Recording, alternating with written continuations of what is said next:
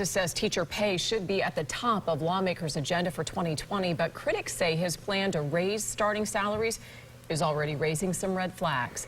News Channel 8's Mike Vasalinda has the latest on the debate from the state capitol. At the annual pre-legislative briefing today, the governor was asked more questions about his plan to give teachers raises than anything else, and the governor made it clear that he wanted to accomplish something meaningful in the coming year.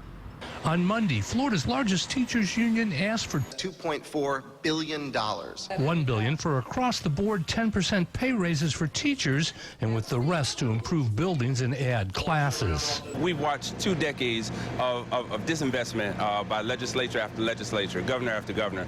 On Tuesday, speaking to reporters and editors, Governor Ron DeSantis said he wants lawmakers to make 2020 the year of the teacher.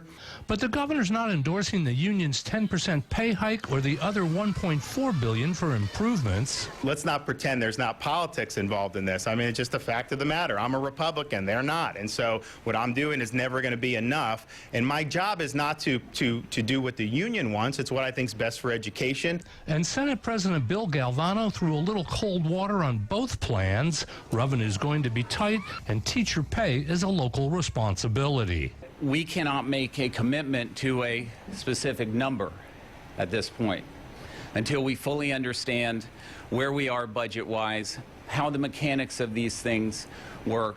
And the governor, who said starting teachers would get $47,500, now says no teacher will make less than that.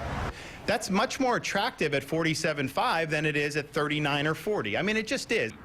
The latest polling has the governor's favorable to over 70%, and the question is, how much of that political capital is he willing to spend to make 2020 the year of the teacher? Reporting from the state capitol, Mike Vasalinda, 8 on your side. The governor's plan to raise minimum salaries will cost taxpayers just over $600 million a year.